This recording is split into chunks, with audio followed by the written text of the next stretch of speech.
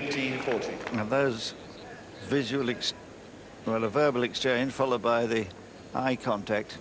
Agassi wondering why Jorge Diaz didn't overrule, but of course it wasn't a clear error.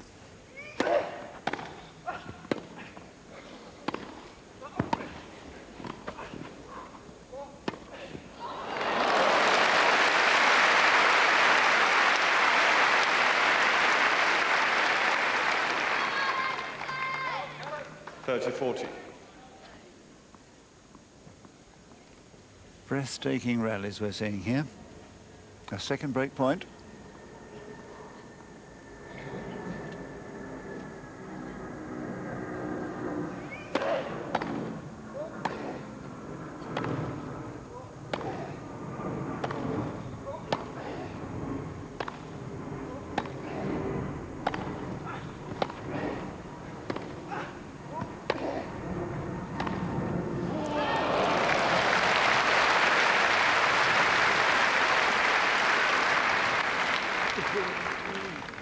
Cheers.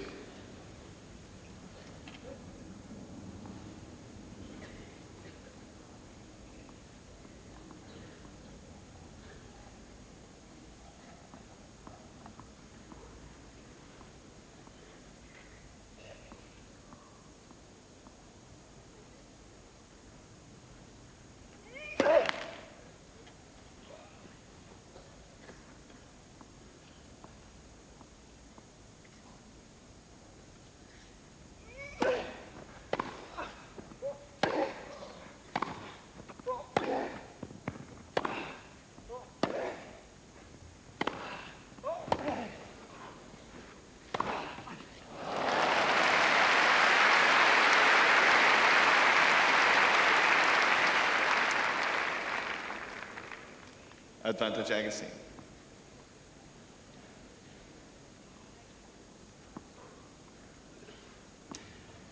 Agassi pummeling Cañas into submission.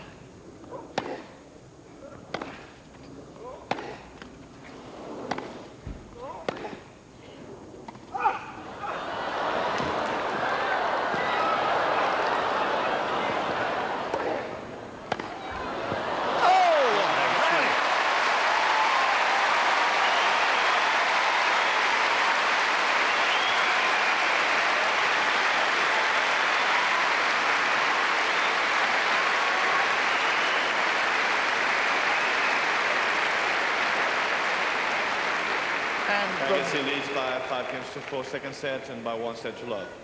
The most wonderful way to finish this break of serve. Well, a teasing drop shot brings his opponent into the net, and it's a good shot down the line. Agassi, resourcefully though, puts up a good lob, forcing Cañas back. And look at the shot he plays here. He drills it to the baseline. Agassi's there waiting. And fantastic winner.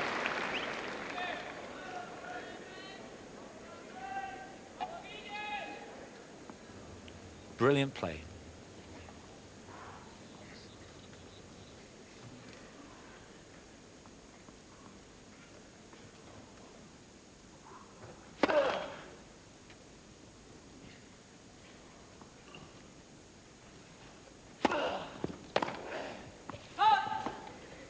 Love.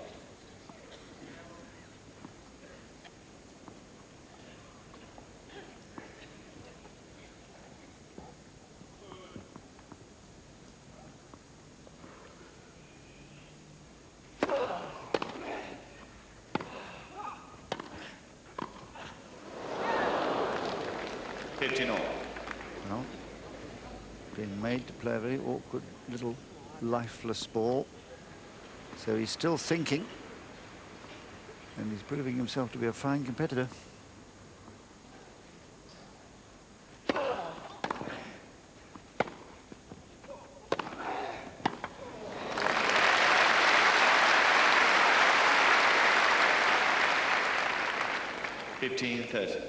Worthy of Agassi himself.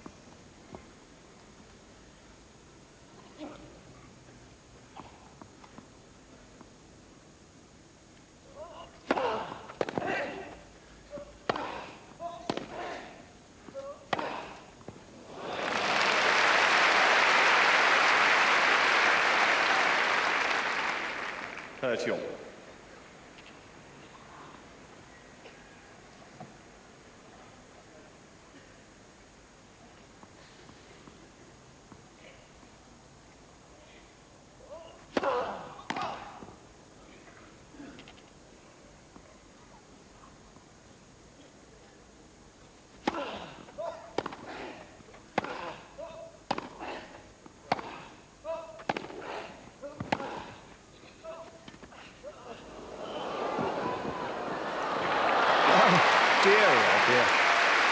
You can only feel sorry for him.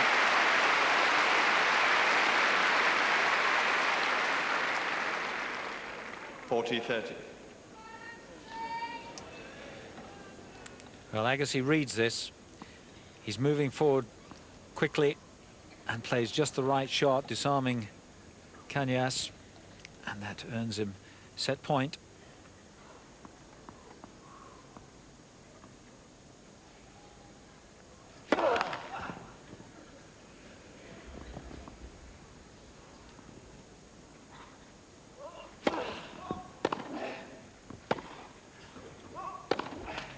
Game and second set, Agassi.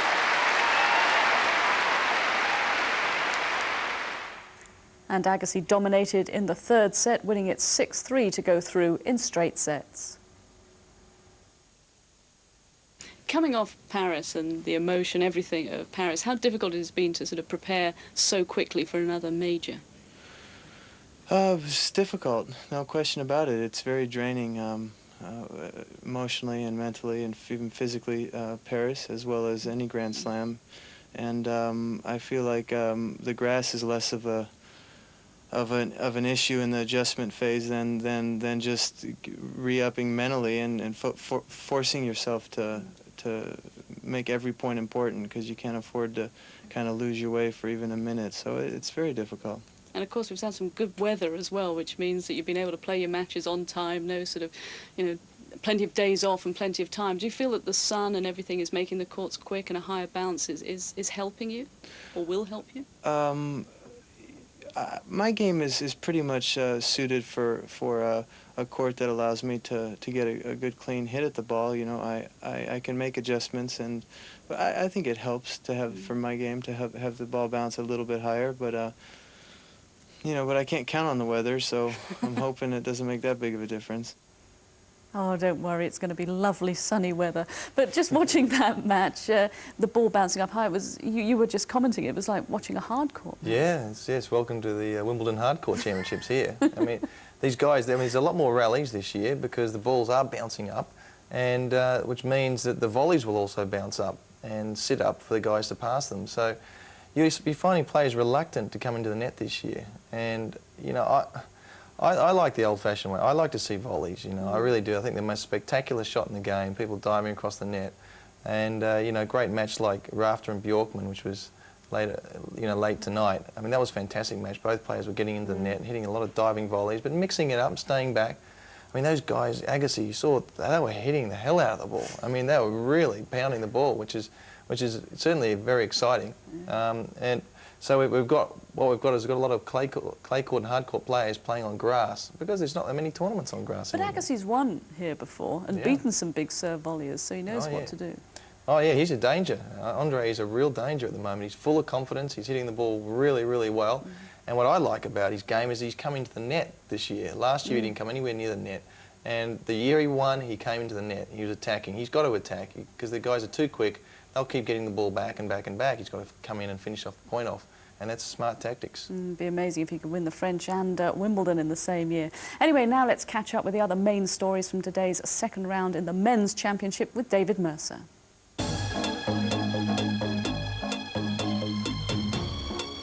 10th seed Goran Ivanisevic delivered 32 aces and some telling passing shots as he overcame Sandon Stolly, son of the former finalist Fred, in 4 sets.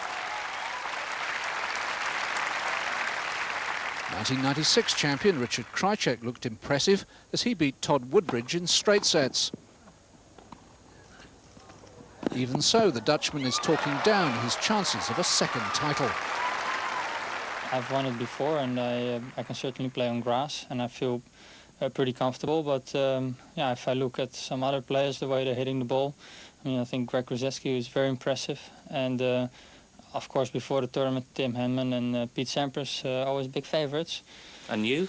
Yeah, and I think I'm a little bit in the second group behind it with myself and Goran and Philippoussis and Agassi, you know, have a chance. But I think those three are the big players at the moment. But yeah, I know that, and of course also Pete and Tim know, but it really starts counting in the second week, and I don't think I'm there yet. But as long as I keep winning and keep improving my game the way I have done last 2 matches now, then yeah, then maybe it comes Sunday, then I'm still here, and maybe even Sunday evening I'm smiling.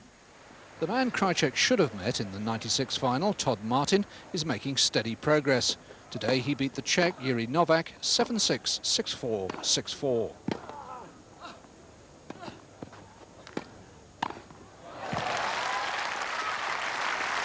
Fourteenth seed Tommy Haas looked on his way out as he lost the first 2 sets against the tall Tasmanian Richard Fromberg. At that stage, the German was also losing his cool.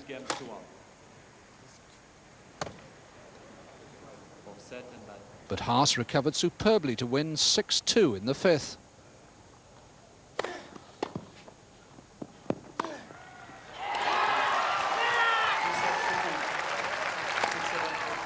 Patrick Rafter was glad of a much brighter evening than last night as he squeezed past his doubles partner Jonas Bjorkman in 4 sets. The match finishing at 8:45.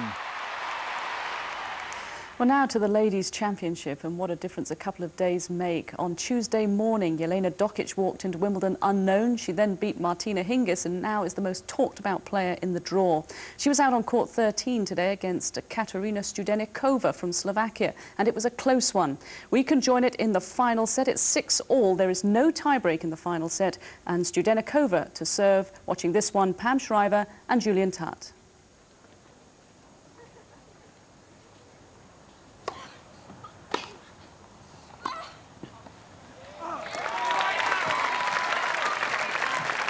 Love 15.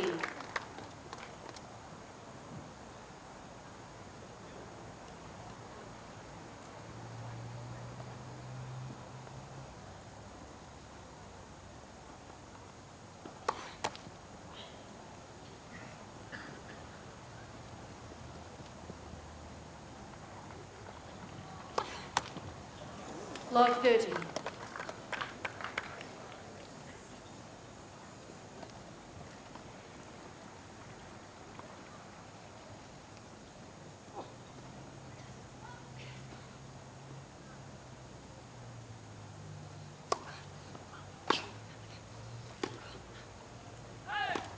Love 14. Well, there's been 4 straight breaks, and here are 3 points for a 5th straight break.